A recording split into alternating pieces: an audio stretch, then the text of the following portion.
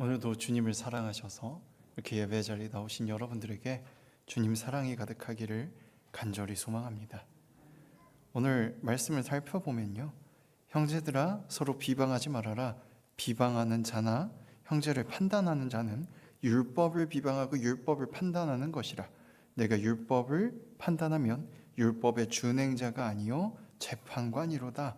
입법자와 재판관은 오직 한 분이시니 능히 구원하기도 하시며 멸하기도 하시느니라. 너는 누구이기에 이웃을 판단하느냐? 이렇게 기록되어 있습니다. 우리에게 단도직입적으로 말하고 있죠. 너희가 누군가를 판단하면 너희가 마치 하나님이 된 양 구는 것인데 너희가 정말 그러느냐라고 묻고 있는 거예요. 이렇게 하고 딱 끝내면 정말 간단하고 좋겠지만요, 그러면 이 말씀에 오해가 생길 수 있습니다. 우리가 이 말을 들으면 나를 비판하고 나를 비난했던 누군가를 떠올리게 돼 있거든요, 사람이란 게.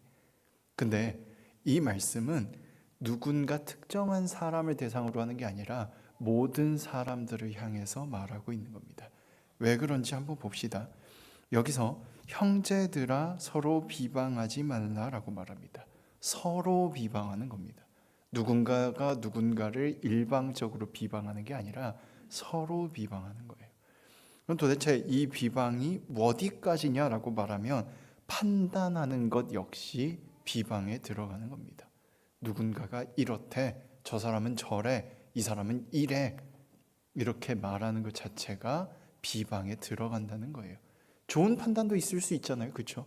누군가는 이렇게 잘하더라라고 판단할 수 있지만 그 판단 역시도 비방에 들어간다는 겁니다. 왜 그러느냐? 우리는 무언가를 규정할 수가 없는 존재이기 때문입니다. 우리는 무언가를 결정하고 확언하고 이것이 맞아라고 할 수가 없다는 거예요. 사람은요, 누구나 자기 자신을 돌아봅니다 라고 말하면 요즘은 좀 모순이 되죠. 옛날엔 다들 돌아봤지만 요즘은 일하느라 바빠서, 살기 바빠서 자신을 돌아보지 못하는 사람도 너무나도 많아졌어요. 그러면 이렇게 말해 봅시다. 사람은 누구나 자기 자신을 알고 있습니다. 한번 돌아볼까요, 우리 스스로를? 정말 우리가 우리를 알고 있나요? 어젯밤에 왜 그런 생각이 났는지, 어제, 그제 왜 화가 났는지, 뭐가 그렇게 속상했는지, 오늘은 뭐가 그렇게 즐거웠는지 다 알고 계신가요? 우리는 그 누구도 우리 스스로를 알 수 없고 누군가를 알 수 없습니다. 학자들은 이렇게 말합니다. 사람이 어떤 감정을 느끼면 먼저 기분을 느낀대요. 단순한 기분을 느낀답니다. 기쁘거나 슬프거나 화가 나거나 이런 식으로 단순한 감정들을 느낀대요. 그리고 나서 내가 왜 그랬지라고 나도 모르게 재해석을 한답니다. 그러고 나면 이렇게 바뀐대요. 흔히 복합 감정이라고 불리는 겁니다. 내가 속상했었지, 내가 서운했었지, 내가 그 아이를 너무 사랑했었지, 이렇게요. 사람은 자기 자신을 아는 게 아니라 자기 자신을 스스로 내가 이렇구나라고 해석하는 거예요. 학자들이 그렇게 말합니다. 그리고 이걸 가지고 오늘 말씀을 보면요, 우리는 남의 행동에 대해서도 해석합니다. 그런데 나도 모르는 내가, 나도 나를 몰라서 해석해야만 나를 알 수 있는데 남의 마음을 어떻게 해석하고 어떻게 알 수 있어요? 그 사람이 왜 그렇게 행동했는지 어떻게 알 수 있어요? 우리가 저 사람은 저래, 이 사람은 이래라고 내리는 것조차도 그래서 비방이 되는 겁니다. 그 사람의 사정도 그 사람의 마음도 우리는 모르기 때문에 우리가 함부로 누군가를 얘기하는 순간, 잘 안다고 착각하는 순간 그건 역시 비방이 된다는 거예요. 그러면 그것이 왜 비방이 되느냐라고 다시금 물을 수 있잖아요. 오늘 말씀에 이렇게 나옵니다. 판단하면 준행자가 아니라 재판관이라고. 우리는 법을 만드는 사람도 그 법을 가지고 판결하는 사람도 아닌데 누군가를 판결하고 판단하고 있다는 거예요. 하나님만이 그것이 가능한데 우리는 우리도 모르게 누군가는 좋고 누군가는 나쁘다라고, 누군가는 이것이 좋고 누군가는 이것이 나쁘다라고 말하고 있다는 겁니다. 사실요, 이 이야기는 선악과에 대한 최신 해석과도 연결이 됩니다. 최신의 해석은요, 옛날엔 선악과에 대해서 이렇게만 말했잖아요. 하나님의 뜻을 어겨서 그것을 따먹었으니 죄가 우리 안에 들어왔어 라고요. 그런데 요즘 학자들은 이렇게 말합니다. 선악과가 아니고 선과 악을 알게 하는 나무의 열매입니다. 그리고 이 선과 악을 알게 한다는 히브리어 원어를 봤을 때 이것은 선과 악으로 해석되면 안 되고 좋음과 나쁨으로 해석돼야 됩니다. 좋음과 나쁨을 알게 하는 나무의 열매가 우리가 먹어서 우리가 좋음과 나쁨의 기준을, 하나님께 있던 그 기준을 우리 안으로 가져왔습니다. 그것이 하나님을 거역한 죄의 시작이고 우리 안에 남아있는 교만의 시작입니다. 애초에 선과 악을 알게 하는 나무의 열매를 따먹은 이유가 뱀이 이렇게 유혹하잖아요. 너 저거 먹으면 하나님처럼 될 수 있어. 그랬더니 하와가 그 열매를 봤더니 지혜롭게 할 만큼 탐스럽고 보암직스럽고 먹음직스러웠다고 기록되어 있습니다. 하나님처럼 되고 싶어서 따먹었고 하나님처럼 됐습니다. 아니요, 하나님처럼 됐다고 착각에 빠졌습니다. 나한테 좋으면 선하고 나한테 나쁘면 악하다고 말하는 게 우리의 현실이고 우리의 죄입니다. 이러한 죄는 모든 사람에게 다 있어요. 그래서 오늘 말씀은, 야고보서의 말씀은 그런 모든 사람들을 향해 말합니다. 너 누군가 때문에 속상해? 누군가 때문에 불안하니? 누군가 때문에 화가 나? 누군가를 판단하고 누군가 때문에 짜증이 났어? 너 왜 하나님의 자리에 서려고 그래? 돌아봐. 지금 네가 누구인지 돌아봐. 너도 하나님 앞에 네가 말한 그 사람들만큼밖에 안 돼. 하나님이 너 그냥 사랑해 주는 거야. 그러니까 너도 그 사람을 사랑해야 하지 않겠어? 누군가가 아니라 우리 모두가 그래요. 우리 모두가. 제가 학생들한테 이런 설교를 할 때 자주 하는 말이 있거든요. 친한 친구 3사람이 모여 있다고 생각해 봅시다. 그 중에 누가 제일 나은 사람인가요? 라고 물으면 단 한 명도 얘가 제일 낫죠라고 대답할 사람 없습니다. 내가 제일 낫지. 2사람으로 줄여볼까요? 부부 사이에, 친구 사이에, 연인 사이에 누가 더 나은 사람인가요? 정말 사랑하고 콩깍지가 아직 씌어 있을 때는 이 사람이 정말 좋은 사람이죠. 나 같은 사람을 만나주다니 이렇게 말합니다만 조금 지나고 콩깍지가 벗겨지면 뭐라 그래요? 모르셔서 그렇죠. 이렇게 말하죠. 우리는 누군가를 사랑하는 게 사실은 불가능한 존재인 거예요. 내가 제일 잘나고 싶고 내가 누군가보다 더 나은 사람이고 싶기 때문에 끊임없이 우리는 판단해요. 그리고 불안해합니다. 내가 저 사람보다 못한 사람일까 봐. 그래서 가장 쉬운 방법을 택하는 거예요. 누군가가 실수를 하나 했을 때 콕 잡아서 이렇게 말합니다. 쟤 저거밖에 못해. 쟤 봐, 저거밖에 못하잖아. 맨날 저렇게 실수한다니까. 왜요? 내가 불안하니까요. 내가 못난 사람인 걸 누가 제일 잘 알까요? 내가 제일 잘 알잖아요. 근데 남들이 알게 될까 봐 부럽고 불안하고 두려워요. 어떻게 하면 될까요? 누군가를 나보다 못난 사람으로 만들면 되거든요. 우리는 우리도 모르는 사이에 그 쉬운 방법을 택해요. 끊임없이 누군가를 판단하고 결정짓고 누군가를 향해 말합니다. 그거밖에 안 돼? 그거밖에 몰라? 그런데 오늘 성경은 아니요. 오늘 읽은 말씀 말고도 끊임없이 성경은 우리에게 말합니다. 네가 하나님처럼 될 거야? 너를 돌아봐. 그리고 괜찮아. 그렇게 불안하고 두려워하는 너를 하나님이 사랑해 주신다니까. 좀 못났으면 어때? 하나님이 너를 그렇게 만드셨는데, 하나님이 그런 너를 다 알고 계신데 왜 그렇게 불안해하고 왜 그렇게 두려워해? 그 불안함과 두려움 때문에 왜 죄를 지어? 괜찮다니까. 하나님이 널 사랑해 주셔. 하나님이 너와 함께 해 주셔. 오늘 말씀에서도 그래서 말하는 거예요. 너는 누구이기에 이웃을 판단하니? 판단은 하나님만 하실 수 있는데 왜 판단해? 괜찮아. 두려워할 필요 없어. 하나님이 너를 알고 너를 이 자리에 불러주셨잖아. 하나님이 그들도 다 판단하실 거야. 괜찮아. 그러니까 불안해할 필요도 없고 두려워할 필요도 없고 너무 상처받고 아파하지도 마. 괜찮아. 너의 그 아픔, 너의 괴로움, 너의 불안, 두려움 하나님이 다 알고 있어. 알고 있어. 괜찮아. 그러니까 우리는 늘 불안해할 수밖에 없잖아요.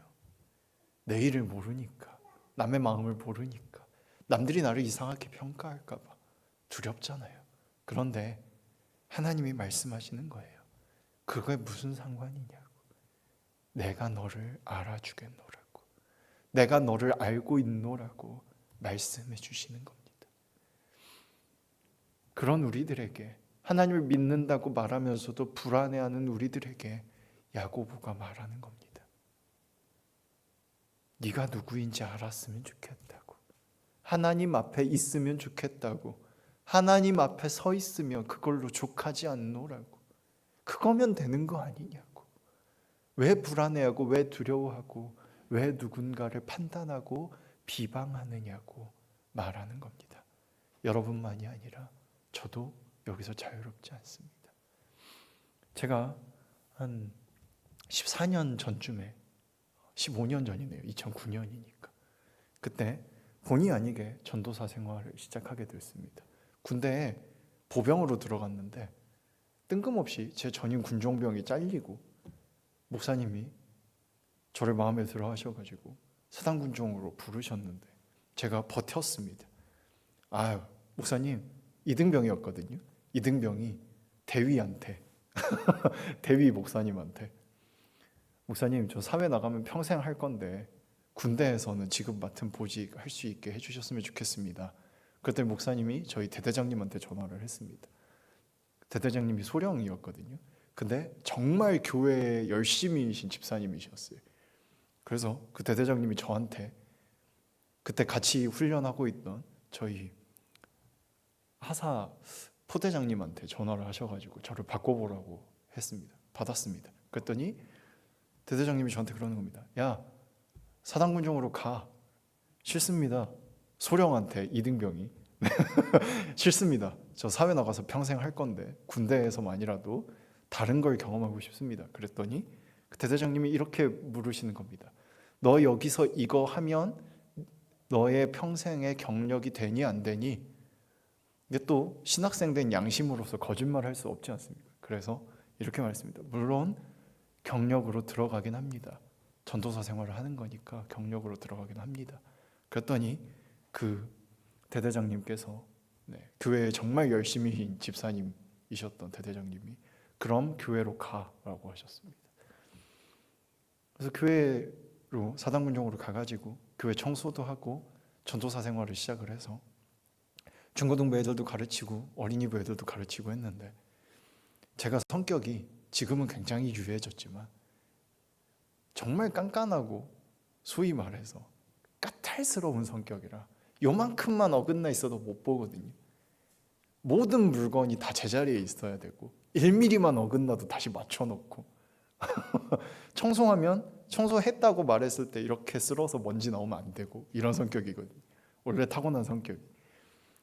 애들이 교회 와서 떠들고 예배 준비 제대로 안 해오고 성경 제대로 안 읽고 찬양하는데 안 따라 부르고 어땠겠습니까? 21살짜리였는데 성격 그대로 했겠죠. 야, 그렇게 하면 안 돼. 이렇게 해야지. 어른들 보면 인사해야지 부터 시작해서 수없이 많은 잔소리들과 수련회 가서 이것저것 만들기를 하는데 거기서도 군자녀 수련회가 따로 있거든요. 거기서도 애들한테 온갖 참견을 했어요. 그랬더니 딱 반년 지나니까 애들이 아무도 중고등부 모임을 안 옵니다. 다 군인 자녀잖아요. 당연히 와야 되거든요. 아버지 어머니가 다 오니까. 교회에 왔는데 중고등부 예배를 안 오는 거예요. 그리고 깨달았습니다. 아, 내가 잘못됐구나. 내가 잘못됐구나. 내 마음에 맞는 거지 이게 옳은 게 아닌데 애들 입장에서 생각해보지 않고 애들이 왜 그렇게 했는지 물어보지 않고 내 멋대로 판단하고 내 멋대로 결정하고 내가 마치 하나님이라도 됐냐 애들을 혼내고만 있었구나. 그때부터 참견하지 않으려고 하고 애들이 하는 것을 지켜보려고 하고 왜 그랬냐고 물어보려고 노력하기 시작했어요. 그랬더니 1년도 안 돼서 애들이 제가 생각했던 것보다 훨씬 더 많은 걸 만들어내고 해내더라고요. 조금 어색하고 아직 조금 부족하지만 나름대로 고민하고 나름대로 뭔가를 해내고 발전시켜 나가더라고요. 물론 끝까지 못 보고 그때 제대를 했습니다만 그때 이후로 열심히 노력 중입니다. 그러나 아직도 타고난 기질이 그래서 아직도 누가 뭘 했을 때 마음에 안 들면 저도 모르게 이렇게 됩니다. 아니라는 말이 여기까지 차올라요. 그럴 때마다 선악과 이야기를 떠올리고 성경에 수없이 나온 오늘 말씀과 같은 구절들을 떠올립니다. 아, 그래, 내가 뭐지? 내가 하나님도 아닌데 이렇게 부족하고 고집세고 사람들 참견이나 하고 잔소리나 하고 다니는 나도 하나님이 사랑한다고 해주셨는데 내가 뭐라고 남을 판단하고 남을 비방할까? 내 기준을 멋대로 남에게 들이밀는 걸까? 사람마다 다 각자 자기 생각이 있을 텐데 하나님이 그것을 그대로 두는 이유는 그 사람들의 마음을 아시기 때문일 텐데 내가 안 해도 하나님이 그것을 옳은 길로 이끌어 가실 텐데 내가 하나님이라도 된 양 왜 내가 더 잘 안다고 하고 있을까? 여전히 기도합니다만 여전히 잘 안 됩니다. 항상 잘 안 돼요. 딱 이 이야기까지만 하고 마치도록 하겠습니다. 며칠 전에 어린이날 조카들하고 사촌 누나하고 매형하고 저희 어머니 아버지가 집에 와서 이렇게 치킨도 시켜가지고 먹고 하는 동안에 조카들이 제가 제 컴퓨터가 좋으니까 밥 안 먹고 계속 게임을 돌아가면서 하더라고요. 근데 저희 사촌 누나는 굉장히 고집이 센 사람인데도 애들 알아서 하라고 내버려 두는데 저는 이제 계속 야, 먹고 해라고 말이 자꾸 나오려고 하는 거죠. 먹고 해, 좀 이따 하면 되잖아 라는 말이 자꾸 나오려고 하는 거를 어떻게 삼키고 삼키는데 좀 기다리니까 애들이 알아서 와가지고 정말 깨끗하게 다 먹더라고요. 그걸 보면서 아직도 참 많이 부족하구나. 갈 길이 멀구나. 끊임없이 하나님 앞에 무릎 꿇어야만 하는구나 라는 생각을 했습니다. 사실 저에게만 해당되는 얘기는 아닐 거라고 생각합니다. 우리 모두가 다 그런 모습이 있잖아요. 내 뜻대로 내 마음대로 됐으면 좋겠고 내가 원하는 모양대로 됐으면 좋겠고 기왕이면 내가 좀 편했으면 좋겠고 그런데 우리는 하나님이 아니니까 우리 마음대로 안 되는 게 당연한 거잖아요. 하나님 뜻대로 하실 거거든요. 하나님께 믿고 맡기고 우리 안에 있는 불안과 불만과 어려움 그리고 상처와 아픔 누군가에게 받은 모든 괴로움까지도 억울함까지도 다 내려놓을 수 있으면 좋겠습니다. 하나님 앞에 내려놓고 하나님 앞에서 하나님과 함께 할 수 있다면 그 모든 일이 다 괜찮으리라고 믿습니다.